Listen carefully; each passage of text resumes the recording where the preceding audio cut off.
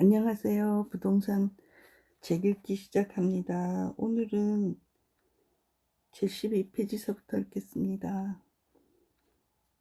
5. 경매 넘어간 전세보증금 지키는 법. 전세로 거주하던 주택이 경매로 넘어갔을 때에는 세입자는 반드시 배당 권리 신청을 해야 권리 인정을 받는다. 간혹 전세주택이 경매에 넘어가더라도 대항력과 확정일자를 받아두면 모든 권리가 자동으로 보호되는 것으로 착각하는 사람들이 많다. 전세로 살던 집이 경매로 넘어갈 경우 배당 신청을 하지 않으면 전세자금을 돌려받지 못하는 경우도 있다. 전세자금을 돌려받지 못할 수도 있다. 서울 강남구에 반전세로 거주하던 서모 씨는 한순간에 불찰로 전세보증금 2억 원을 한 푼도 돌려받지 못했다. 자신이 반전세로 거주하던 아파트가 경매에서 약 10억 원에 낙찰되었지만 배당 신청을 하지 않았기 때문이다. 전세로 들어간 아파트가 처음부터 대출이 많이 끼어 있었던 것은 아니다. 세입자가 임대차 계약을 한 2010년도만 해도 4억 원 정도의 대출만 있는 상태였다. 당시 이 아파트는 10억 원대로 호가하던 데다 전세보증금은 2억 원밖에 되지 않아 세입자는 의심 없이 임대계약을 했다. 그 후 세입자가 몇 차례의 재계약을 하는 사이 집주인은 대출액은 늘어났고 결국 경매로 넘어가게 된 것이다. 그러나 세입자는 별 문제가 없을 것으로 생각하고 배당 신청조차 하지 않고 있다가 전세보증금을 날리게 된 것이다. 전세보증금을 돌려받지 못하는 이유. 전세를 살던 사람이 경매에 넘어간다면 낙찰의 한도 내에서 보증금을 돌려받을 수 있다. 그럼에도 불구하고 세입자가 낙찰액보다 한참 적은 보증금을 돌려받지 못하는 이유는 배당 권리 신청을 하지 않았기 때문이다. 전세 세입자가 보증금을 돌려받으려면 경매에 앞서 직접 법원에 배당 받은 권리가 있다는 사실을 알려야 한다. 본 경매에 앞서 법원은 세입자가 배당 권리를 신청하라고 통지했지만 세입자는 배당 권리 신청의 중요성을 알지 못하고 신청을 하지 않았다. 기한을 넘긴 뒤에 신청했으나 배당 권리를 상실한 세입자는 전세 보증금을 돌려받지 못하게 되었다. 경매에서의 배당 절차와 순위. 경매에서 배당은 채권자에 의해 개시된 행정 절차에 참가하여 매각 대금에서 변제받으려는 행위이다. 집행법원은 해당 부동산의 이해관계자에게 통보하고 권리신고를 하도록 하여 배당 요구도 하도록 통지한다. 매각 대금으로 채권자의 채권을 만족시키지 못하는 경우에는 민법, 상법 그 밖의 법률에 의한 우선순위에 따라 배당을 하게 된다. 배당 절차와 순위도 정해져 있다. 가장 먼저 경매 비용을 공제하는데 집행법원에 경매를 신청한 채권자가 선납한 경매 진행 비용을 우선 공제한다. 다음으로 주택가, 상가, 임차인이 소액 보증금의 최우선으로 변제받게 된다. 이에 주택가의 가격의 2분의 1의 범위를 넘지 않는 범위 내에서 배당된다. 또한 근로자의 최종 3개월 임금과 최종 3년간 퇴직금의 채권에 해당된다. 그 후 집행 목적물이 부과된 당해세와 그 가산금에 대해서는 국가 예산의 원활한 확보를 위해 우선하여 배당한다. 그리고 순위에 따라 배당된 저당권, 전세권, 담보, 가등기, 기타 국세의 지방세 등이 순위에 따져 배당된다. 이에 주의할 점은 국세나 지방세 같이 조세 채권의 경우 압류를 기준으로 배당되는 것이 아닌 법정 기일을 기준으로 배당의 순위를 정하게 된다. 따라서 등기부상의 등재 내용과 더불어 법정 기일도 정확하게 분석해야 한다. 마지막으로 일반 채권의 순위를 따져 배당 순위에 따라 배당을 받게 된다.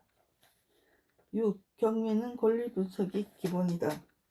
경매는 담보 목적 부동산을 채권자의 신청에 따라 부동산을 압류하고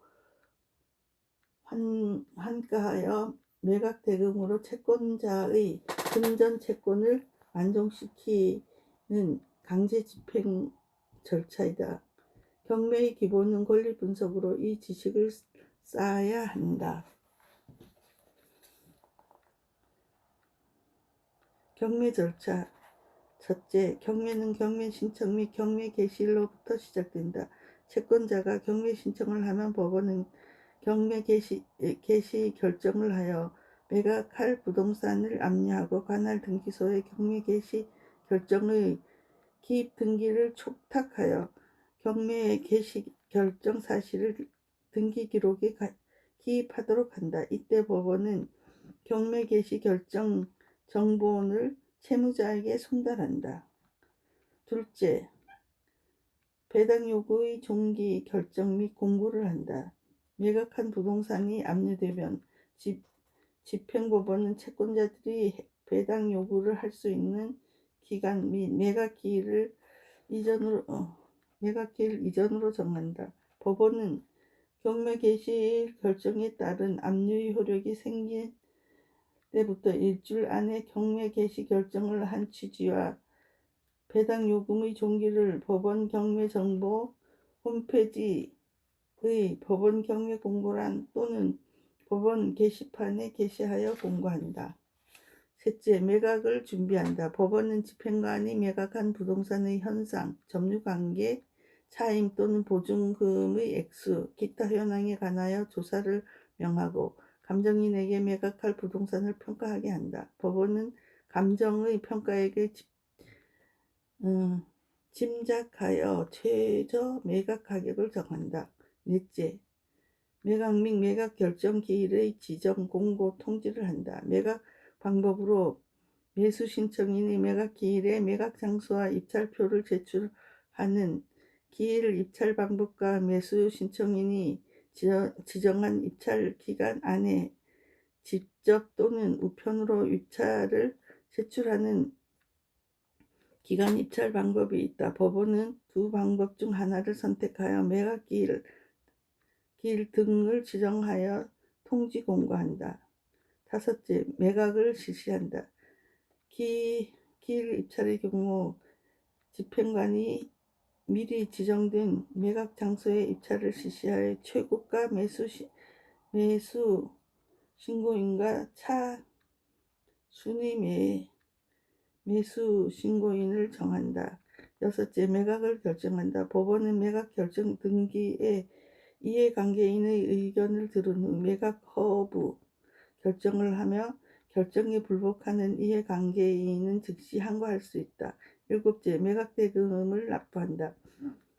낙찰 허가 결정이 확정되면 법원은 매각 대금 지급 기한을 정하여 매수인에게 매각 대금의 납부를 명한다. 매수인은 정해진 기간 내에 언제든지 매각 대금을 납부할 수 있다.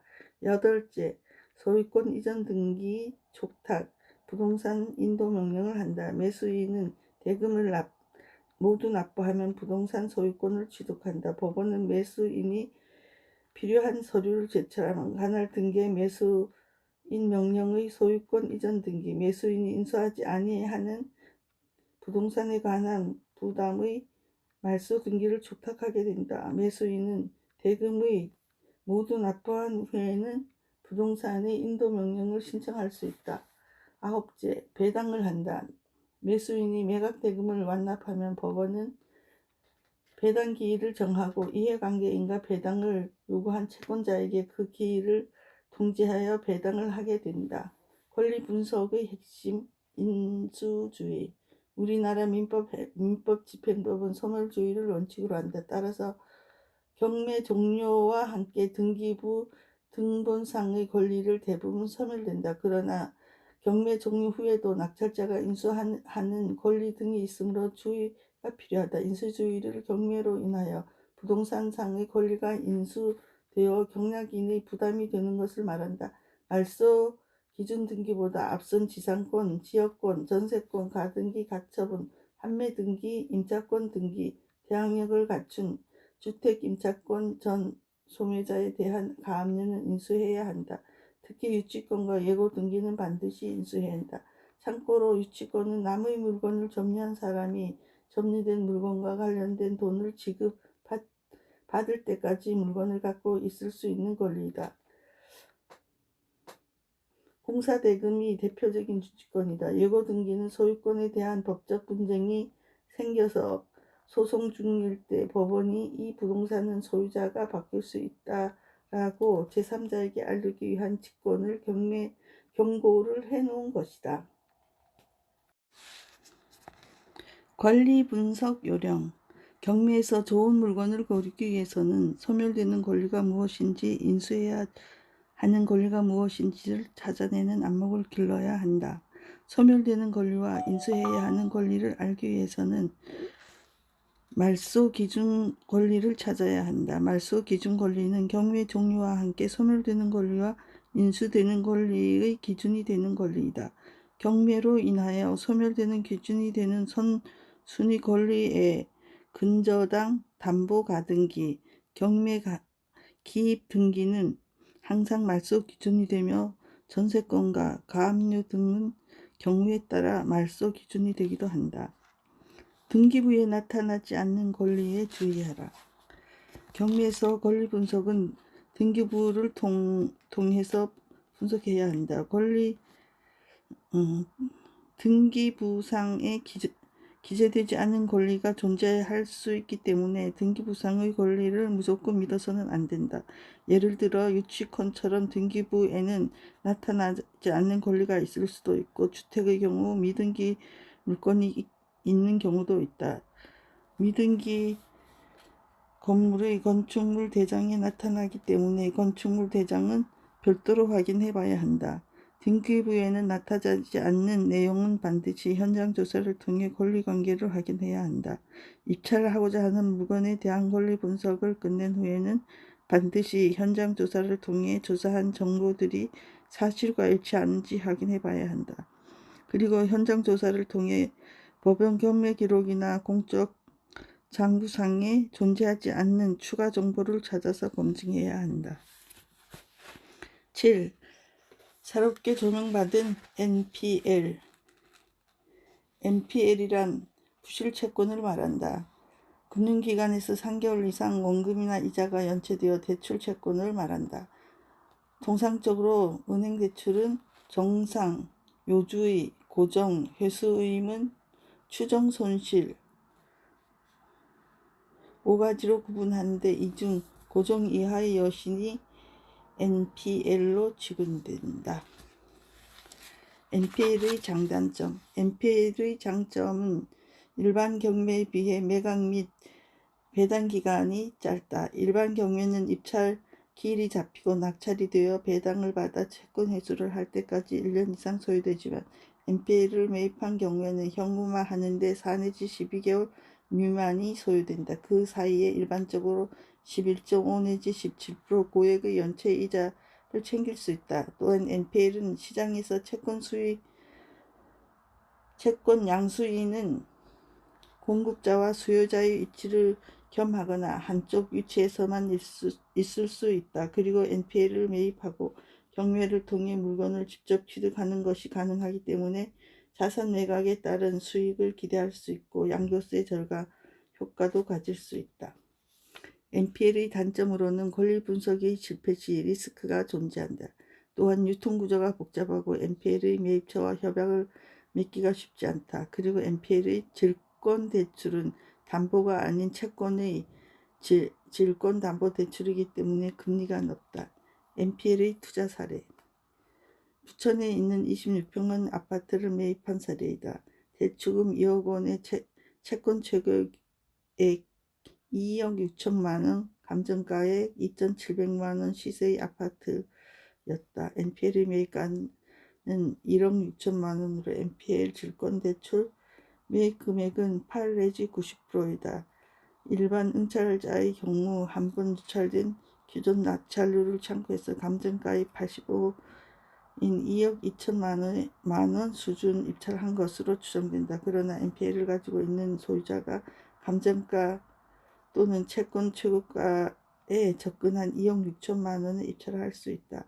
일반 응찰자는 NPL 소유자와 입찰에서 경쟁이 되지 않는다. 만약 NPL 소유자 소유자가 매입한 금액인 2억 6천만 원 이상으로 일반 응찰자가 응찰했다면 NPL 소유자는 입찰에 떨어질 것이 아니라 오히려 2억 6천만 원을 배당받게 되어 큰 이익을 보게 된다. 이 경우 NPL 레이시오 3개월의 배당 수익을 감안해 투자를 했고 NPL 매입액이 1억 6천만 원, 낙찰가가 2억 2천만 원이 되면 3개월 단기간에 6천만 원의 이익을 얻을 수 있다. 이는 NPL의 매입 금액의 1억 6천만 원 대비 6천만 원의 수익을 얻게 되어 연수익으로 환산하면 150%에 이른다.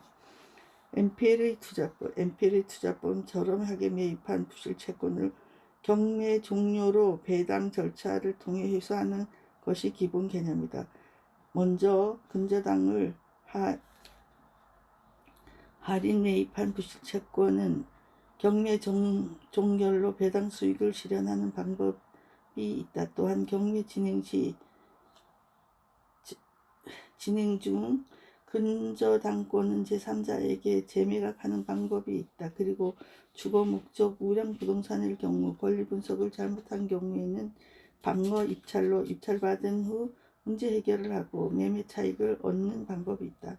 마지막으로 채무자와 채권자 사이의 수익이 보이는 부실 채권의 경우 채무자 자진 변제를 유도하거나 대신 갚아주고 연체이자를 받는 대의변제 투자법이 있다.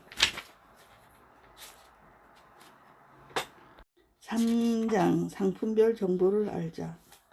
여기는 부동산 상품에 따라 투자성이 다르기 때문에 상품별 특성과 정보를 잘 알아야 한다. 사회 변화에 따른 정보를 세밀히 분석하여 시대에 맞는 상품에 투자해야 한다. 주택이 부족한 수도권처럼 전월세 대란이 지속될 것이라는 정보를 얻었다면 입지가 좋은 수도권 역세권 아파트에 투자해야 한다. 1. 아파트만큼 안전한 상품은 없다. 웰빙 바람으로 아파트보다 전원주택의 시대가 될 것이라는 전망하는 전문가가 많다. 전원주택이 좋다는 것은 누구나 알지만 자녀들의 교육 문제나 출퇴근 문제가 있는 사람이라면 꿈 같은 이야기이다. 전원 생활은 자녀 문제와 직장 문제에서 해방된 일부 사람들만이 누릴 수 있다는 점에서 아파트에 대한 수요는 당분간 계속될 것이다. 꺼지지 않는 아파트의 인기. 직장인 김모 씨는 2013년 친구를 통해 45평형 마곡지구 미분양 아파트를 소개받았다. 2013년에는 부동산 침체기라 45평은 인기가 없어 대부분 미분양으로 남아있었다. 마곡지구는 서울 마지막 대규모 개발지이고 5호선 마곡역과 9호선 마곡나루역이 신설되어 있으므로 투자 가치가 충분하다는 정보를 얻고 과감히 투자하였다. 당시 분양가가 5억 6천만 원이었던 45평형 아파트는 2017년 9억 원 시세가 형성되었다. 45평형 대형도 기간이 지나면 수요가 있을 것으로 예상하고 투자한 결과 5년 만에 3억 4천만 원을 이익을 얻었다. 돈 되는 아파트 정보. 아파트를 구입하는 사람에 따라 투자 기준이 달라진다. 실수요자인지 투자 수요자인지 따라 다르고 투자금이 많고 적음에 따라 다르다. 또한 대출이 얼마나 활용할지에 따라서도 달라진다. 아파트는 투자자의 상황에 따라 투자 대상이 달라지지만 돈 되는 아파트는 따로 있다. 첫째, 접근성이 좋은 역세권 아파트를 골라야 한다. 역세권은 매매 수요 또는 임대 수요가 많기 때문에 언제나 높은 투자 가치가 있다. 1990년대에 일본의 버블 붕괴 당시에도 역세권 아파트는 상대적으로 피해가 적었다고 알려졌듯이 역세권 아파트는 안전하다. 둘째, 소형 아파트를 골라야 한다. 가구당 3인 가족 시대에 본격화되면서 소형 주택 시대가 도래하고 있다. 또한 관리비 부담 때문에 관리비가 적게 드는 소형 아파트가 대세이다. 몇 년 전부터 발코니 확장이 합법화되면서 24평형만 해도 방 3개에 화장실 2개는 기본이다. 소형 아파트는 세입자를 구하기 쉽고 나중에 매도하기도 편해서 황금성이 뛰어나다. 셋째, 대단지를 골라야 한다. 1000세대 이상 대단지는 관리비를 절감할 수 있고 대단지 내에 각종 편의시설이 잘 갖춰져 있다. 또한 관리가 편리하기 때문에 여러 가지 면에서 유리하다. 넷째, 전세가율이 높고 실투자금액이 적게 드는 아파트를 골라야 한다. 전세가율이 높다는 것은 임대 시대가 높아 주택의 가치가 높다는 반증이다. 전세가율이 높으면 초기 투자 비용은 최소화할 수 있어 투자비 부담을 줄일 수 있다. 1인 가구 급증의 최소형 아파트 인기. 1인 가구가 증가하고 저금리로 갈 길을 잃은 뭉치돈이 수익형 부동산에 몰리면서 전용면적 50제곱미터 이하 초소형 아파트에 대한 인기가 증가하고 있다. 서울에는 가장 작은 아파트로 꼽히는 잠실 레시안트 전용면적 27제곱미터형은 2005년 분양 당시 1억 9천만 원에 공급됐지만 2016년 최고가의 5억 7,500만원에 달하였다. 2015년 입주한 아현동 푸르지오 전용 34제곱미터형은 분양 당시 3억이었던 것이 5천만원으로 이상 오른 3억 5천에 원에 거래하고 있다. 2017년 입주한 경희궁자의 37제곱미터형도 분양가에는 3천만원 이상 오른 가격이 거래되고 있다. 한국감정원 자료에 따르면 2016년 전후 40제곱미터 이하 아파트 거래량은 전국적으로 13만 8,514건으로 2014년 11만 5,989건보다 19.4% 증가했다. 특히 서울 등 수도권에서 거래된 것은 5만 5,155건으로 2014년에 비해서 48% 증가했다. 소형주택의 전성시대. 통계청이 발표한 2015년 주택 소유 통계에 따르면 전국은 1911만 1천 가구 중 주택을 소유하지 않은 가구는 841만 2천 가구로 전체의 44%로 나타났다. 주택 소유 가구 가운데 74.5%는 주택을 일체만 소유하고 있었고 25.5%는 주택을 2채 이상 소유하고 있었다. 무주택 가구의 66.9%는 2인 이하 가구였으며 무주택 가구 중에서 1인 가구가 43.1%로 가장 많았고 2인 가구는 23.8%, 3인 가구는 16.8%, 그 뒤를 이었다. 2015년 기준 1인 가구는 총 520만 3천 가구로 전체 가구의 27.2%, 2인 가구는 26.1%를 차지하고 있어 전체 가구의 절반 이상이 2인 가구라는 것을 알 수 있다. 이처럼 1 내지 2인 가구 증가함에 따라 이들이 거주할 수 있는 소형주택이 필요하며 소형주택에 대한 수요도 계속 증가할 것으로 전망된다. 특히 오피스텔이나 도시형 생활주택, 다세대 주택, 다가구 주택 등 소형주택에 대한 수요가 증가할 것으로 전망하기 때문에 소형 주거상품에 투자하는 것이 안전하다. 다만 소형 주거상품에 투자할 경우에는 1 내지 2인 가구가 많이 모여 사는 대학가, 업무지역 등 도심 역세권 위주로 임대 수익을 꼼꼼히 따져보고 투자하는 것이 좋다. 2. 빌라도 좋은 재테크 상품이다. 빌라는 다세대 주택과 연립주택의 등장 통칭하여 부르는 말이다. 빌라의 어원, 정문 딸린 고급 별장식 주택을 의미하는데 우리나라에서는 본래 의미가 퇴색가 있다. 빌라가 상품으로서 가치를 높이기 위해서는 빌라 고유의 의미에 맞게 고급화 이미지를 바꿔야 한다. 다가구 다세대 연립의 차이. 주택에 대한 법적 정리는 세대의 구성은 장기간 독립된 주거 생활을 할 수 있도록 구조된 건축물의 전부 또는 일부 그 부속 토지를 말한다. 주택은 단독주택과 공동주택으로 구분된다. 건축법에는 단독주택, 다중주택, 다가구주택, 공간 등은 단독주택으로 구분하고 있다. 또한 아파트, 연립주택, 다세대주택, 기숙사 등은 공동주택으로 구분하고 있다. 이처럼 다가구주택은 단독주택이고 다세대주택은